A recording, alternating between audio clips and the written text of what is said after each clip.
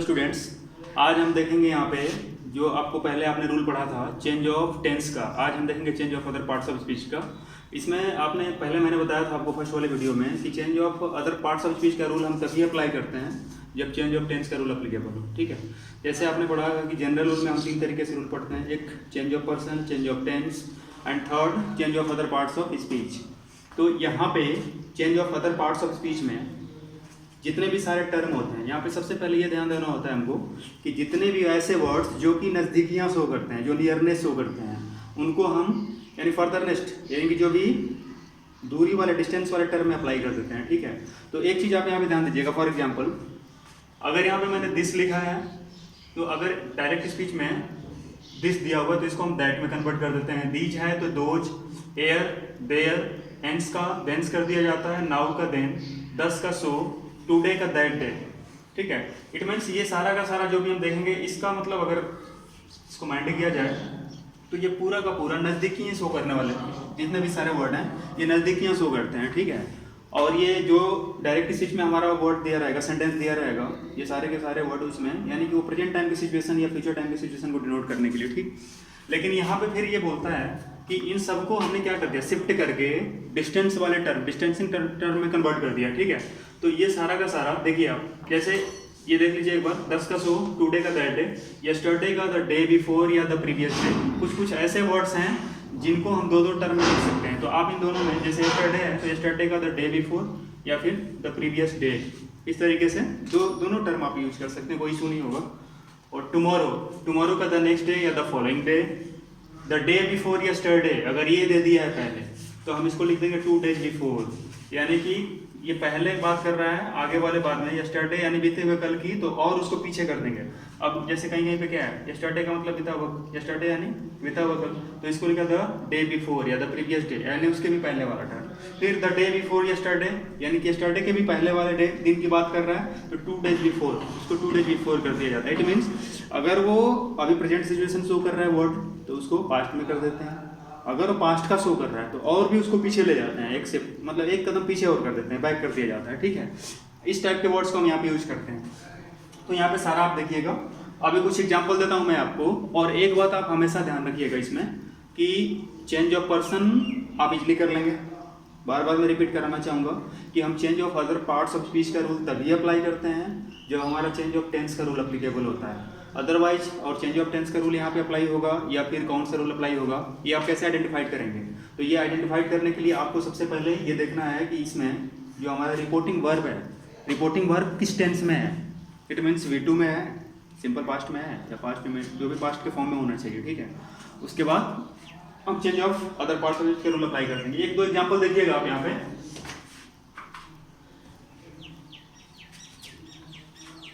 जैसे he said to me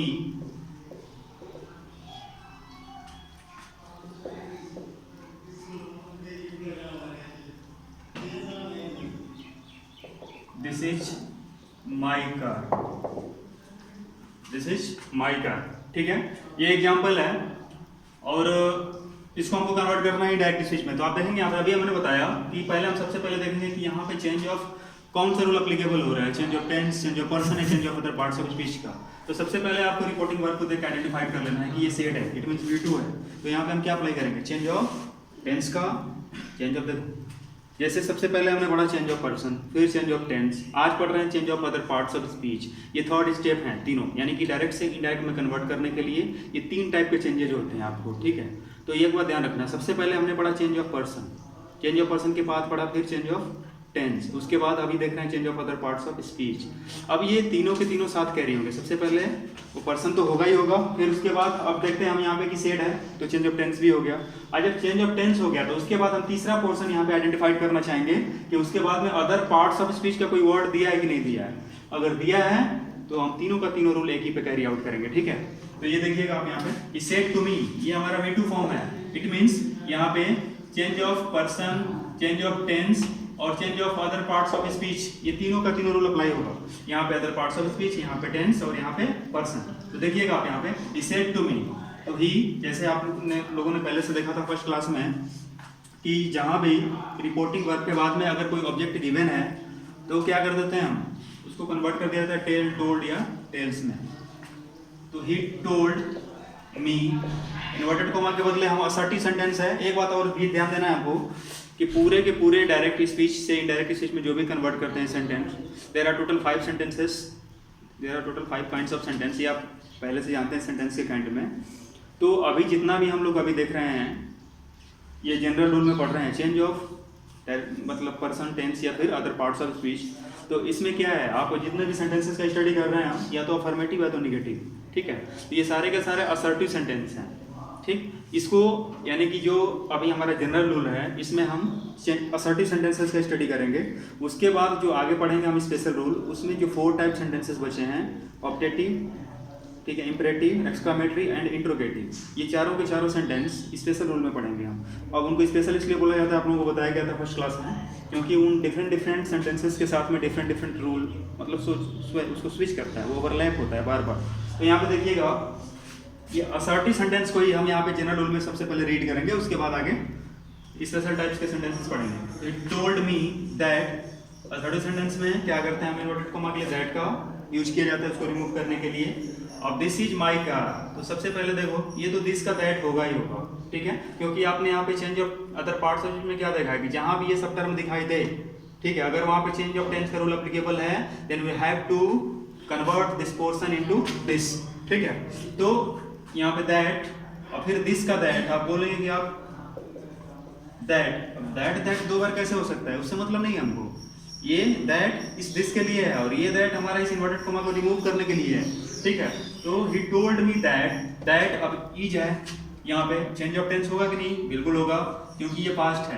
तो that was my, change of person, ठीक है। तो देखो ये फर्स्ट पर्सन है, first person according to subject होता है आपका, तो सब्जेक्ट यहाँ पे ही है, दैट वाज, तो ये माई कार, ये यहाँ पे पॉसेसिव है, पॉसेसिव एडजेक्टिव, तो यहाँ पे पॉसेसिव ही के लिए पॉसेसिव क्या होता है, हीज होता है, ठीक है, हीज कार। ये आपका बन गया change of other parts of speech, ठीक है। तो यहाँ पे तीनों रूल हमने अप्लाई करते हैं, चेंज ऑफ पर्सन, ठीक है, इसके लिए चेंज ऑफ टेंस और change of other parts of speech. He said to me this is my car, उसने मुझसे कहा यह मेरी कार है। अब उसको हमने जब इनडायरेक्ट में कन्वर्ट किया तो हमने क्या कर दिया, ही told me that was his car. अब एक चीज और ध्यान देना है आपको, एक दो और एग्जाम्पल देता हूँ उसके बाद में बताता हूँ। एकदम रिमार्केबल पॉइंट है, इसको पूरे वीडियो को पॉज करके इसको बार बार बैक टू बैक करके देखना है ध्यान से, ठीक है। तो एक और एग्जाम्पल लिख लेते हैं,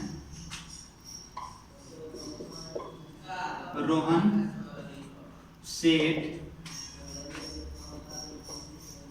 आई एम गोइंग टू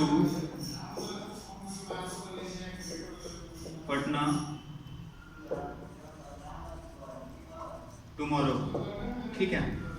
ये देख लीजिएगा यहाँ पे। एक दूसरा एग्जांपल है, second example, Rohan said I am going to Patna tomorrow. Rohan ने कहा मैं पटना जा रहा हूँ, मैं कल पटना जा रहा हूँ, टुमारो की बात करता है। देखो तो यहाँ पे ये सेड है, चेंज ऑफ पर्सन भी होगा, सॉरी चेंज ऑफ टेंस होगा। चेंज ऑफ पर्सन तो ऑब्वियसली होता है, चेंज ऑफ पर्सन हम कभी भी डायरेक्ट से इनडायरेक्ट स्पीच में कन्वर्ट करने के लिए आप सोचेंगे कि अगर मान लो चेंज ऑफ टेंस हो रहा है, change of other parts of speech हो रहा है तो चेंज ऑफ पर्सन को छोड़ देते हैं, वैसा नहीं कर सकते हम। तीनों के तीनों रूल को हम क्या करते हैं, कैरी आउट करते हैं। ये 3 रूल बारी बारी से पढ़ाने का बस एक ही मतलब है कि आपको सही तरीके से समझ में आए, ठीक है, और कोई उसका बेसिक फंडामेंटल है। तो यहाँ देखिएगा, Rohan said I am going to Patna tomorrow, Rohan ने कहा कि मैं कल पटना जा रहा हूँ, ठीक है। इसको हम बनाते हैं यहाँ पे, तो आप इसको पहले लिस्ट है आपके सामने, ये अदर पार्ट्स ऑफ स्पीच दिख रहा है। आपको सबसे पहले ये रिकॉग्नाइज करना है कि अदर पार्ट्स ऑफ स्पीच वाले वर्ड्स दिख रहे हैं कि नहीं दिख रहे हैं। अगर वो दिख रहे हैं तो उनको चेंज करने की जरूरत है, तो कब है, जब यहाँ पे ये हमारा पास्ट में दिया हो तभी है, अदरवाइज नहीं होगा, वैसे ही छोड़ देंगे उसको। तो यहाँ पे देखेंगे हम रोहन, अब सेड है तो आप इसके बाद में कोई ऑब्जेक्ट नहीं है, देन उसको वैसे ही छोड़ देंगे, ये आपको पहले बताया चुका है। Rohan said that, change of person, first person according to subject I he. अब देखो यहाँ पे आई के साथ एम, और सबसे पहले ये किसमें है, ये तो प्रेजेंट में है, और यहाँ पे आपका क्या है, पास्ट है, तो प्रेजेंट है तो पास्ट में हम करेंगे। तो ही, जब आई के साथ एम है तो ही के साथ में इज होगा, लेकिन ये पास्ट टेंस में कन्वर्ट करेंगे तो क्या हो जाएगा, वॉज, ठीक है। Rohan said that he was going to Patna. अब टुमारो देखो टुमारो का आपने क्या लिखा है यहाँ पे, टुमारो का द नेक्स्ट डे या द फॉलोइंग डे, दोनों में कोई भी आप लिख सकते हैं, द नेक्स्ट डे, ठीक है। ये हो गया आपका चेंज ऑफ टेंस का। तो change of other parts of speech का। तो यहाँ पे आपने देखा कि जितने भी टर्म है बेसिकली आपको ज़्यादा समझना कहाँ पे है, सबसे पहला प्रायोरिटी आपको समझने का है चेंज ऑफ पर्सन। अगर आपने चेंज ऑफ पर्सन सही तरीके से समझ लिया तो चेंज ऑफ टेंस पे ध्यान देना है थोड़ा सा। और चेंज ऑफ टेंस में आपने क्या देखा पहले कि जितने भी सारे प्रेजेंट के फॉर्म हैं, यानी कि चेंज ऑफ टेंस में प्रेजेंट टेंस के जितने चारों फॉर्म हैं, simple, continuous, perfect, perfect continuous, उन सबको हमने डायरेक्टली क्या कर दिया, सेम टू सेम वैसे उठा के पास्ट में कन्वर्ट कर दिया, ठीक है। और पास्ट में जितने चार हैं उनमें से केवल दो को उनके नेक्स्ट दो वाले में कन्वर्ट कर दिया, और रिमेन्स जो लास्ट दो बचे उनको हमने क्या रखा, कांस्टेंट छोड़ दिया, वैसे ही नो चेंज, कुछ नहीं करेंगे हम, ठीक है। तो ये सारा का सारा खेल जितना भी था अभी 3 बार में, यानी कि 3 स्लाइडेड दे के आपको बताया जा चुका। तो आगे हम देखेंगे यहाँ पे कि ये सारा का सारा रूल कैसे अप्लाई कर लिया, देखिए आपने change of person, change of tense, change of other parts of speech कब होता है। बस ये आपको हमेशा ही ध्यान देना है कि चेंज ऑफ टेंस और change of other parts of speech ये दोनों एक दूसरे के रेसिप्रोकल हैं, ठीक है। और एक दूसरे में क्या बोल सकते हैं, इनका रेसिप्रोकल रिलेशन है, तो तभी ये दोनों एक साथ कैरी आउट होंगे, ठीक है। चलिए आगे हम दूसरा रूल देखेंगे। ओके, अब आगे देखेंगे हम। देखिए ये रहा आपका तीनों फॉर्म आपने देख लिया।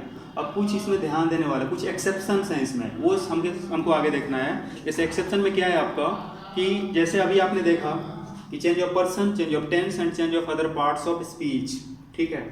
अब ये बोलता है कि चेंज ऑफ पर्सन तो हर जगह अप्लीकेबल होगा, बिना चेंज ऑफ पर्सन के वो बाय डिफॉल्ट है, ठीक है। अगर आप चेंज ऑफ टेंस और change of other parts of speech ये दोनों रूल अप्लाई करें या ना करें, बट चेंज ऑफ पर्सन का रूल हर जगह अप्लीकेबल होगा, अदरवाइज हमारा कोई भी डायरेक्ट स्पीच इनडायरेक्ट में कन्वर्ट नहीं हो पाएगा, ठीक है। तो सबसे पहले हम ये देखेंगे अभी कि कुछ ऐसे केसेस हैं जहाँ पे ना चेंज ऑफ टेंस अप्लाई होता है और ना ही change of other parts of speech होता है, ठीक है। इस टाइप के केसेस जैसे आते हैं यूनिवर्सल ट्रूथ। यूनिवर्सल ट्रूथ मतलब जो बातें सर्वथा सत्य हैं, चाहे वो स्टेटमेंट हो, चाहे वो कुछ बातें अपने ह्यूमन बींग से रिलेटेड हों, या फिर चाहे वो नेचर से रिलेटेड हों, ठीक है। चाहे कोई भी बात हो, जैसे हम जो सदाचार की बातें जिसको बोल रहे हैं हिंदी में, ठीक है, जो लोग समझाते हैं किसी को सजेशन देते वक्त, या फिर इस तरीके से बोल लीजिए आपकी, जो कि हमें हमेशा जैसे बड़े बड़े स्कॉलर्स के थ्रू बुक्स में लिखी गई हैं, वो ऐसी बातें जो कि आज हमारे ह्यूमन बींग के लाइफ में एप्लीकेबल होती हैं, ठीक है। तो उस टाइप के सेंटेंसेस, या फिर मान लो मैथमेटिक्स के रिलेटेड कोई कैलकुलेशन वाला चीज़ हो, जैसे मैं बोलूँ he said to me 2 and 2 each 4, ठीक है। जैसे उसने मुझसे कहा कि 2 और 2 4 होता है, ठीक। तो वहाँ पे क्या हुआ, जैसे he said to me 2 and 2 was 4, अगर मैंने वॉच कर दिया तो वॉच कैसे होगा, आपने बोला कि जैसे कि मैं लिखता हूँ, लिख के बताता हूँ, एक बार देखना है यहाँ पे। पहला पॉइंट नोट में आप लिखेंगे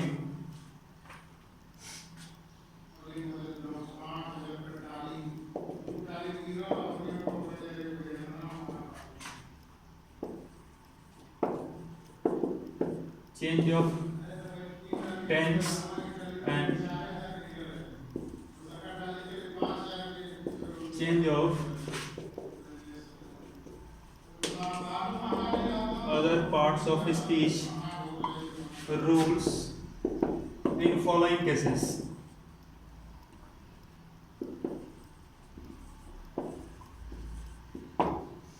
देखो एक चीज ध्यान देना है यहाँ पे कि एक दो पॉइंट मैं बता रहा हूँ आपको, ठीक है। वहाँ पे ये देखना है कि कौन कौन से जगहों पे हम चेंज ऑफ टेंस और change of other parts of speech के रूल को अप्लाई नहीं करेंगे, ठीक है।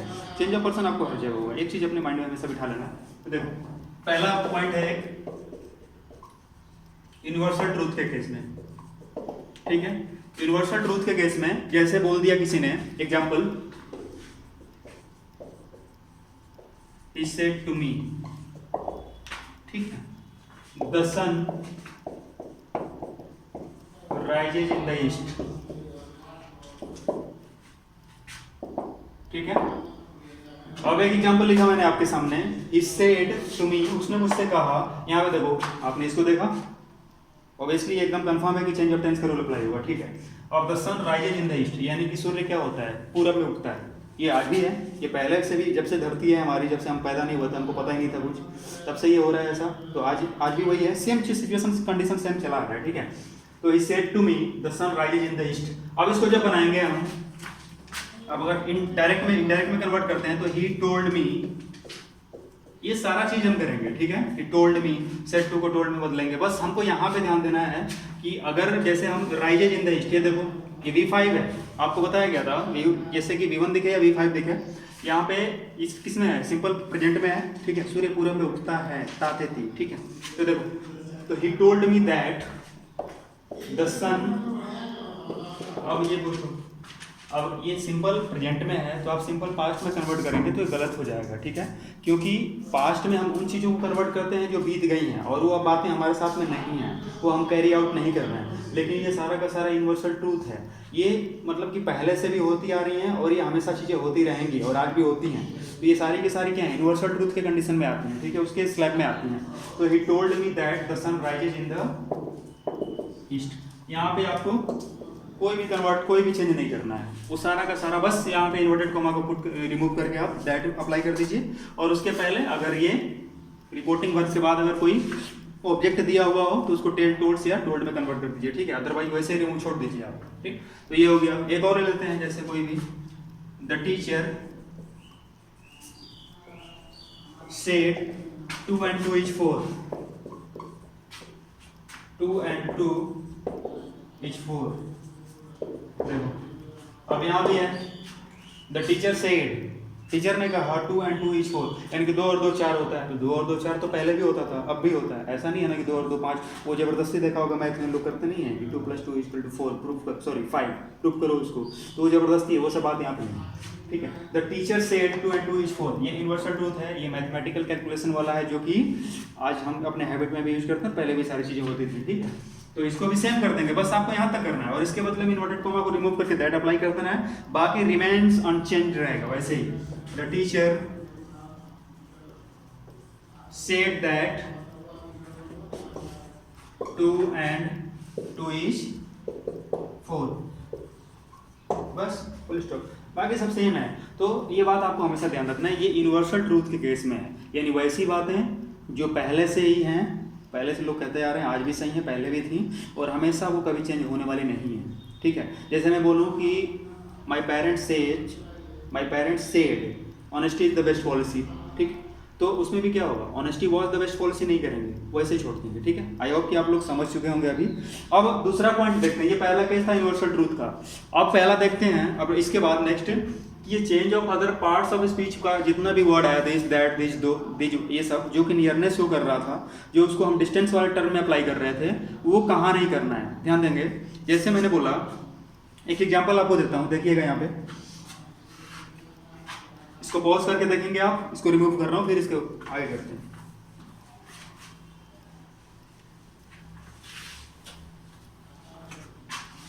नेक्स्ट पॉइंट है आपका, जैसे change of other parts of speech वाले वैसे एग्जांपल्स में दे रहा हूं जिस तरीके से लगे, जैसे ही सेड, सॉरी बार बार बोल रहे हैं, she said to you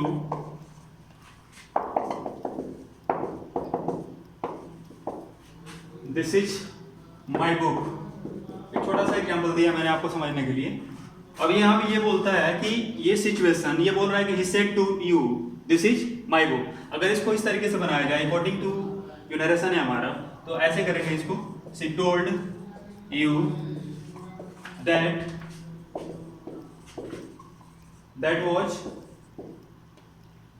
watch इधर फर्स्ट पर्सन सी हर बुक,